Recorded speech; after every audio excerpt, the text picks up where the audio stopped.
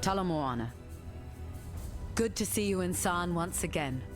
I wish that we could be greeting under fairer skies, yet this city remains clouded in strife. Lunaris, eternal goddess of the moon, and her sister Solaris of the sun have risen to reclaim what was once their own. Siblings equal in strength, mighty twin rivers converging, sweeping all before them. We are cornered animals, awaiting the deluge that will surely drown us. Yet there exists a pair of ancient treasures, the sun orb and the moon orb. They are our hope, our desperation. These owl eyes of mine have been watching the sun goddess from afar. The sun orb lies within her temple, guarded by her most ardent devotee, an exile who, in his insanity, has taken to calling himself the Dawn. That orb is the seed that must be stolen from this new son of hers and planted at the feet of his ancient mother. There is nothing else. You looking sharp? Needing my eclectic expertise again, are we? Solaris and Lunaris got front and centre stage among them folks at the Eternal Empire. Solaris was thought to be the light of leadership, guiding and enlightening each emperor that sat the throne. In practice, most of them emperors turned out to be a bit dim, but then history and theology have never quite seen eye to eye. As for Lunaris, a goddess of the moon and earth, the mother of dreams and inspiration. Doesn't sound like a bad lady until you consider that dreams harbour nightmares and that inspiration is just one notion shy of insanity. Don't do anything I would. In Azaro's grotesque little garden, you'll find an old friend of mine, the yawning moor that is Yugal, but a soft portrait of what that pathetic creature has come to believe about the nature of fear. Those who look upon him see their own fears reflected in his horrifying visage. Vaal scholars seem compelled to answer all manner of strange and troubling questions. Yugal was one such scholar. Whilst plumbing the depths of humanity, he came to believe that there was no truer expression of humanity than pure terror. He would induce terror in children and then capture the reactions with an Aldrich mirrors, devices of his own creation that could petrify fear for extended study. Through his gallery of reflected terror, Yugal came to understand human nature so well that he was able to manipulate his way into the Vaal halls of leadership, and eventually grew so feared and renowned that he ascended into godhood. Farewell. I heard tell of an ancient Vaal scholar who bore the name Yugal. He'd conduct these grisly experiments in pursuit of some piece of nasty wisdom tucked in the nether regions of human terror. Practiced on young kiddies, no less, scaring the living shite out of Vaal toddlers and then nabbing their fear within a hall of thaumaturgical mirrors. Could be the whole story's a crock, and here's where it gets even hazier. Seems old Yugal found something in that fear, enough to scare a whole swag of Vaal into worshipping him. Honestly, some people will worship anything for a bit of spiritual peace of mind. Good luck to ya.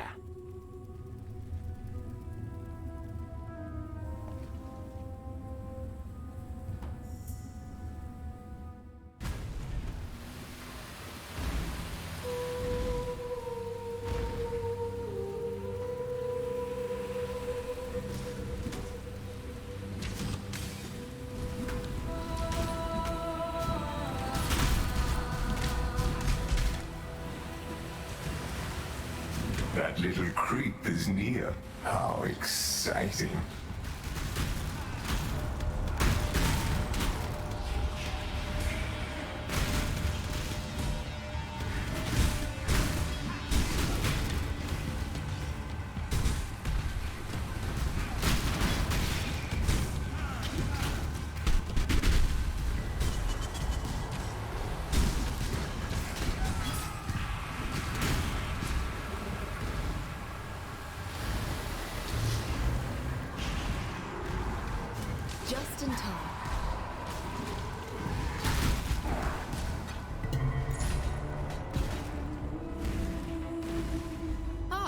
you are. Ready to revisit the past? The more you kill, the more you change my map. And the closer we get to finding the temple in... Let's go.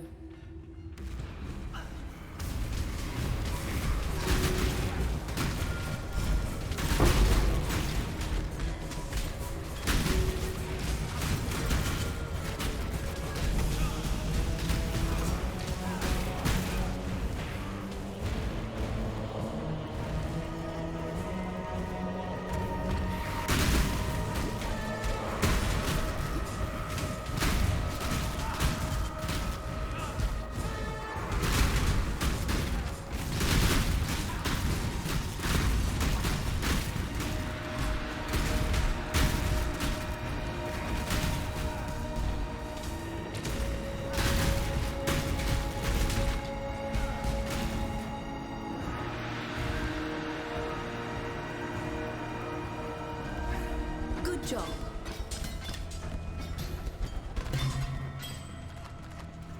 Such beautiful streams run through that room. It will be a shame to see Guatalizzi sully them, but all for the greater good, I suppose.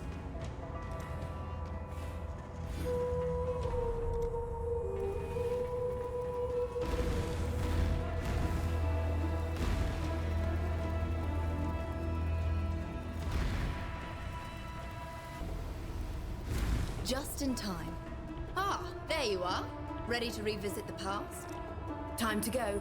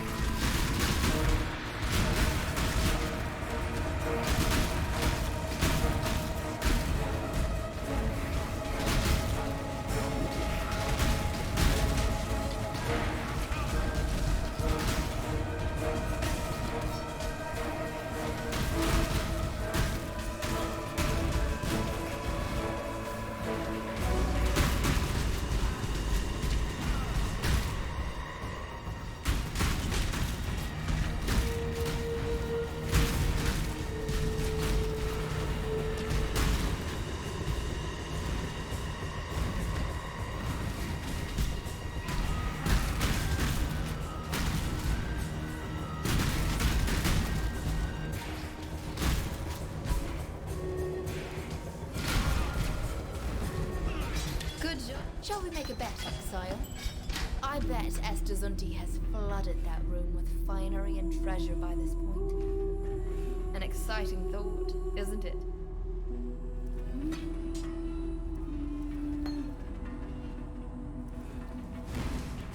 Just in time. Ah, there you are. Ready to revisit the past? The more you kill, the more you change my map. And the closer we get to finding the... Time to go.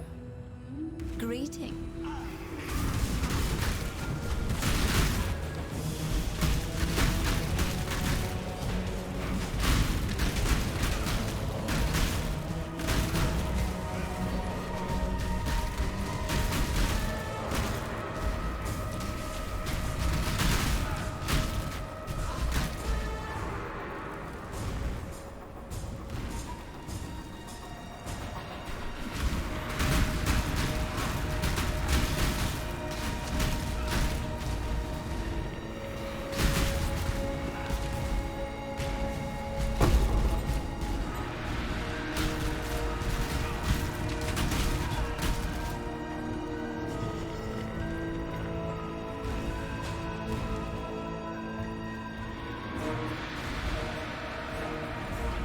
Good job, Exile.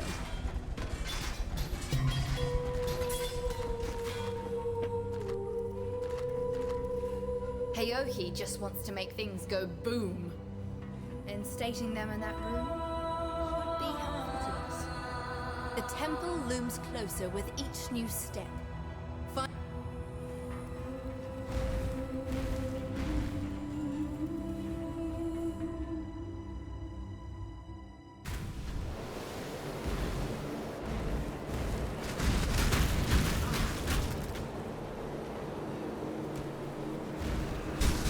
Yugo, the Silver Terror. Now we shall see what you're made of, Exile.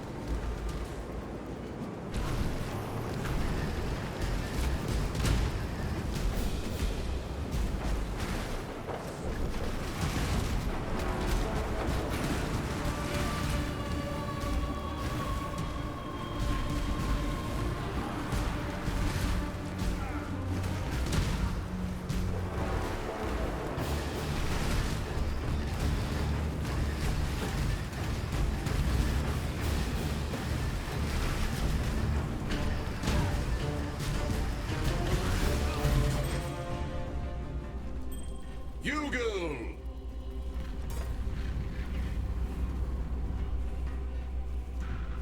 In death, the mirrors are thus shattered. Yugel was a cautionary tale. The only way to truly understand fear is to become it.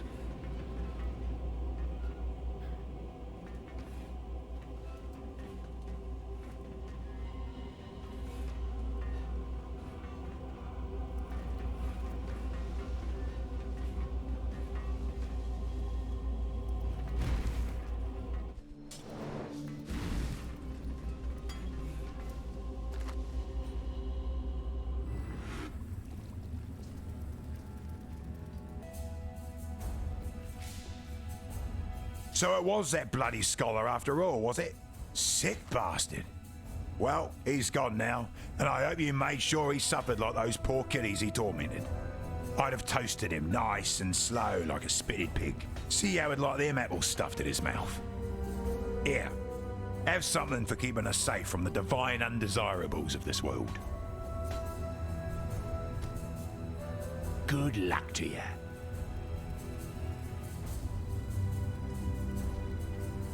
Need something? Watch yourself.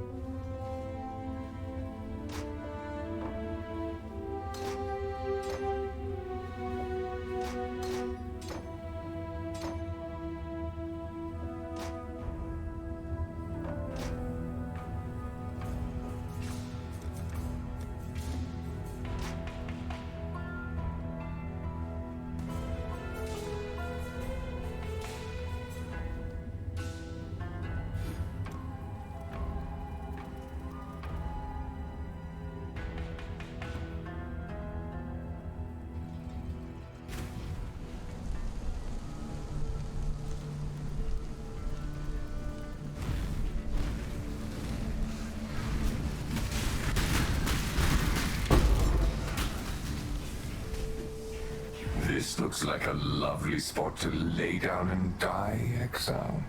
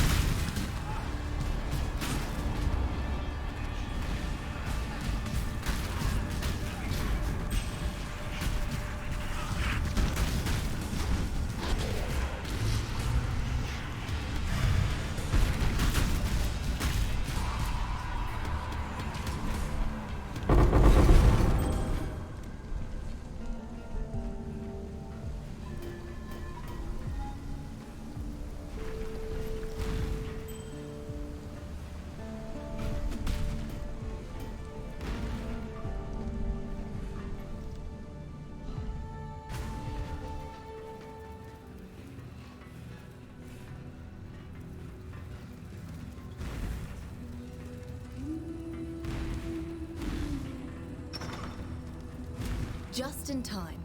Ah, there you are. Ready to revisit the past? The more you kill, the more you change my map. And the closer we... It's time.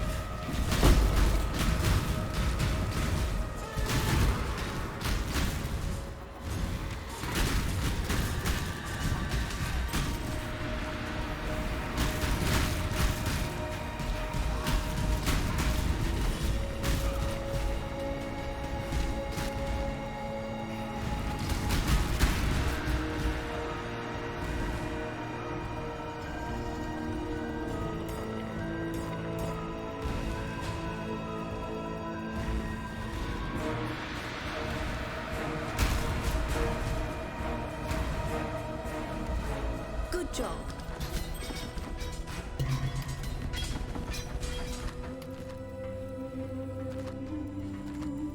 Iwana's rival is dead, and now he's funneling resources to even bloodier sacrifices in honor of his false gods and his silly queen.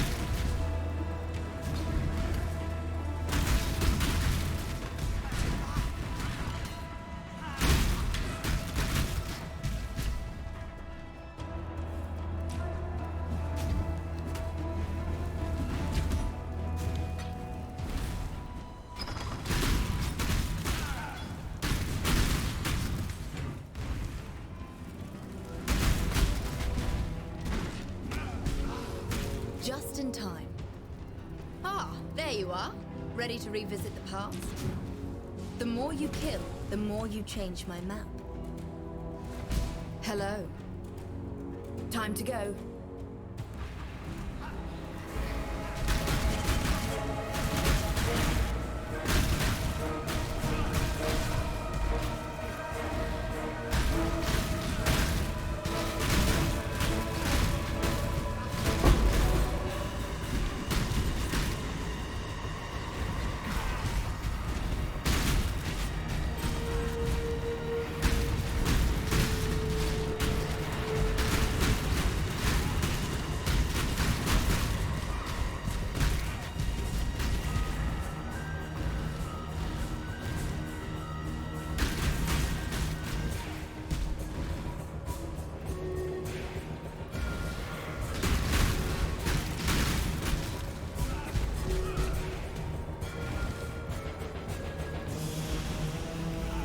Good job.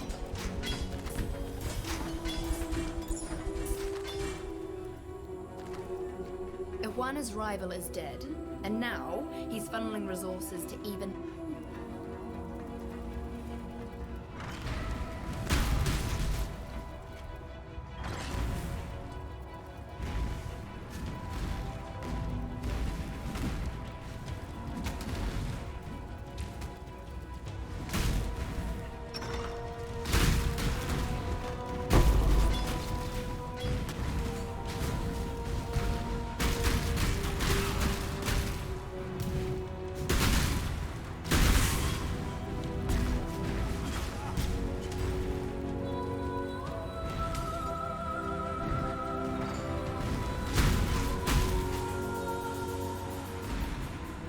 Just in time. Ah, there you are. Ready to revisit the past? Time to go.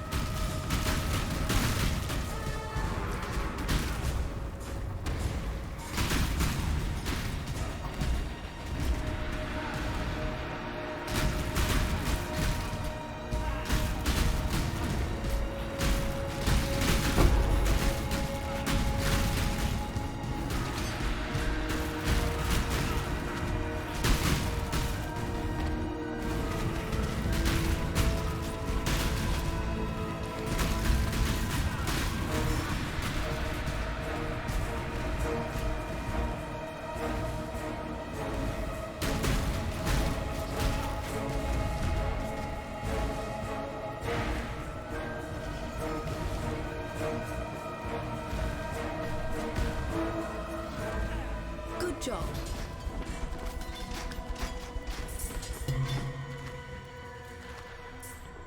Anyone would think you harbor the same lust for chaos as Heohi. Well, setting them up like this only increases their explosive arsenal. The temple looms closer with each...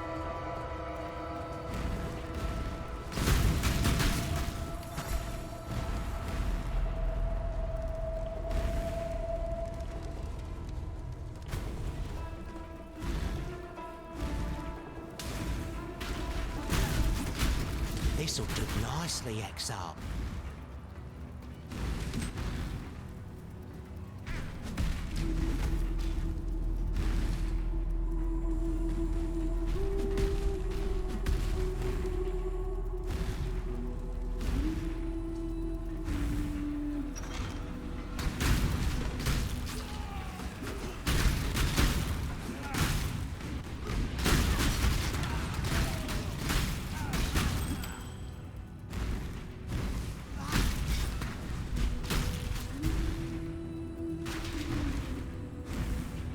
Another good find.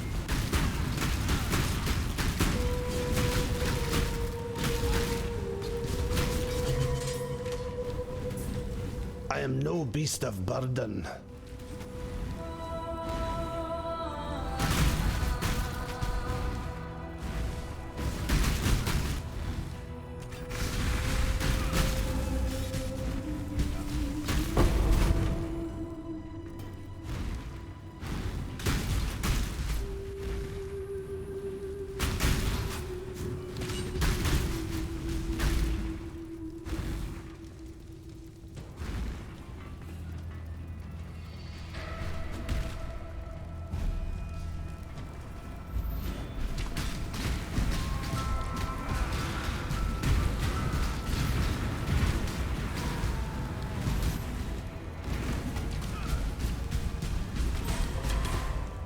I am no beast of burden.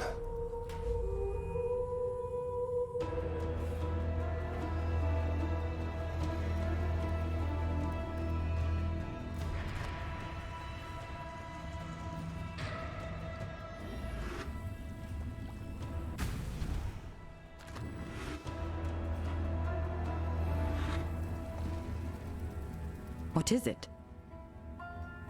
I've been keeping a close eye on that exile-turned sycophant who calls himself the Dusk. Dusk carried the moon orb into the Linares temple and has not returned with it, not as far as I have seen. No doubt he clings to that orb like it's his adopted mother's own nurturing breast.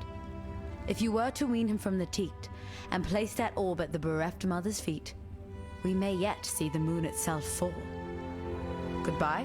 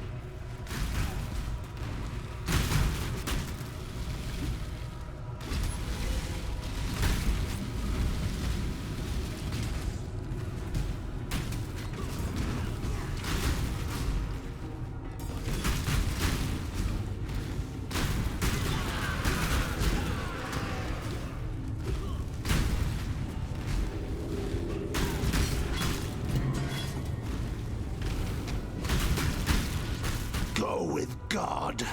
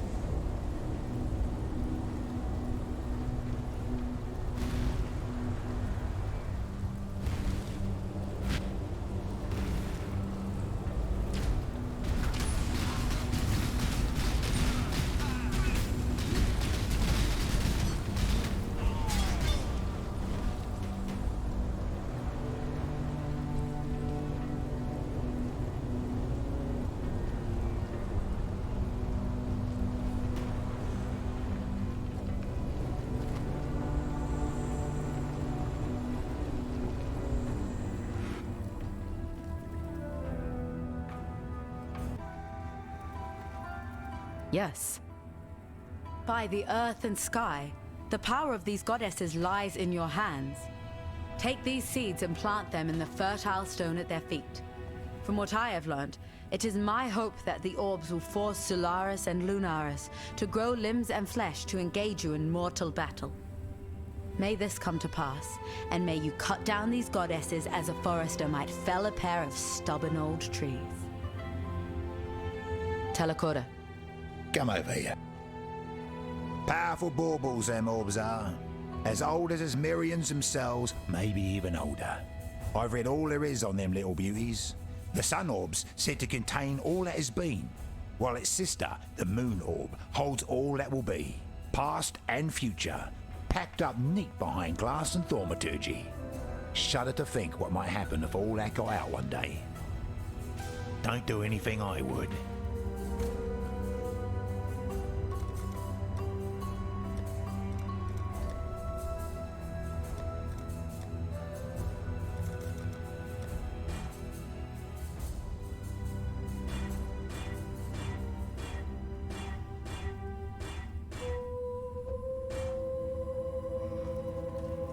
Greetings. If we are to see the dawn of a new era for humankind, the sun must be taught to behave herself. Upon that mighty span between Zaan's left hand and its right, Solaris burns to consume every single moment of existence. Sparing no thought for life and its needs, she would see the world parched barren before she yields to reason. The sun must be allowed to set, so that it may rise again as a blessing, not a curse. Self-loving Solaris, all the light in the world, yet blinded by her own pride. Not once did she pause to question the truth of her sister's betrayal. Instead, she gloated over her sister's transgressions, proclaiming herself greater and more honorable than Lunaris could ever be. I suppose one shouldn't be surprised when a sun deity takes the higher ground. We approach the zenith of our divine hunt, upon the bridge that chokes the great wet throat of Zaan. Lunaris, in her cold fury, has forgotten that the warming sun of morning is as life-giving as the cooling damp of evening. The empire Lunaris dreams of shall be lit by moon and twinkling stars, and life itself shall wither away in the perpetual night. One of two sisters who ruled the most populous and powerful of the ancient Asmirian tribes, Solaris was thought to guide the sun across the sky with threads of shimmering gold, whilst Lunaris saw to the wax and wane of moon with a sickle of purest silver. It was a peaceful partnership, until the trickster Tang Mazu happened upon their domain. In turning sister against sister, he saw to the massacre of thousands, whilst concealing the source of their futile feud beyond all reckoning. Feel no pity for the moon. She is a cold and distant fool, far less radiant than she would suppose. Farewell.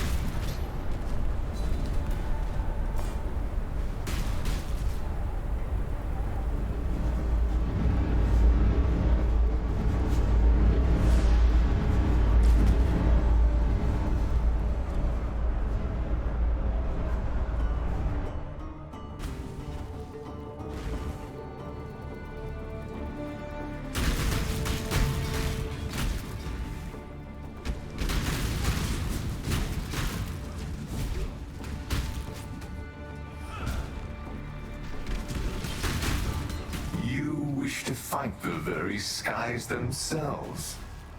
Win or lose, this will be a pleasure to see.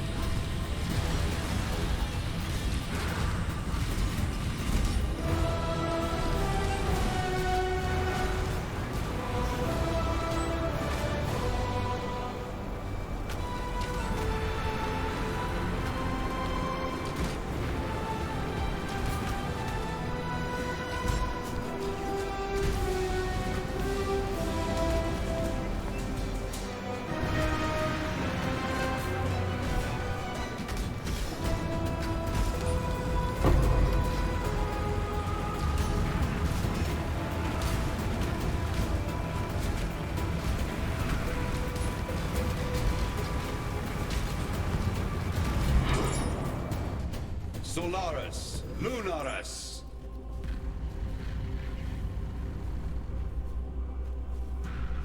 Eclipse cold pride, flaming rage, and pass beyond this human age.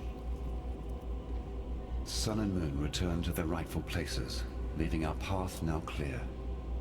Highgate lies ahead, Beastslayer, and a debt that is long overdue. On this road there are the goddesses of Marraketh to be reckoned with, and they will not take kindly to our endeavor. Regardless, I must enter the corpse of my beloved beast and wrest our sliver of hope from the life you so blindly took. There is no prophecy nor portent, no epic nor allegory that can promise your survival in this great journey of ours. For despite your trappings, you remain most certainly, irrevocably, mortal.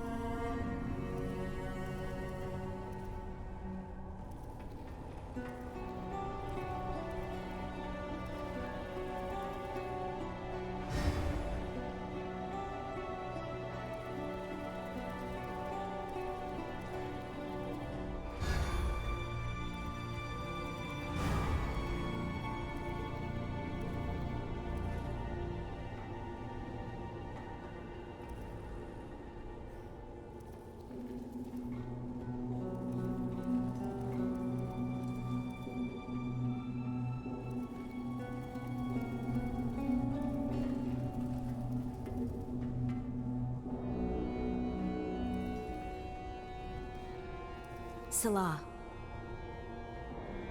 Anyone who believes the world is coming to an end raises some red flags. He has that unusual accent, but he claims to be from Oriath. I think Einhar is hiding more than just his face. But who am I to talk? Be careful.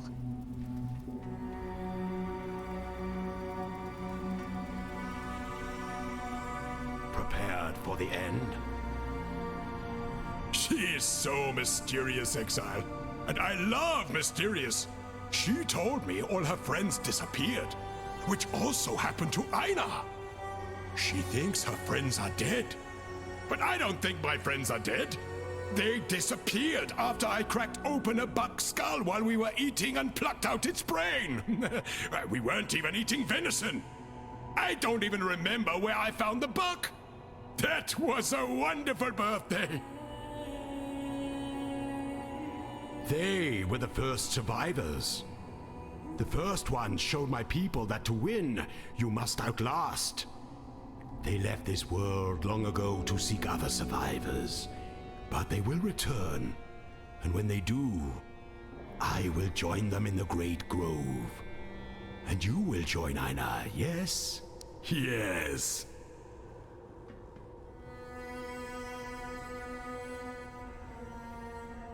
Goodbye.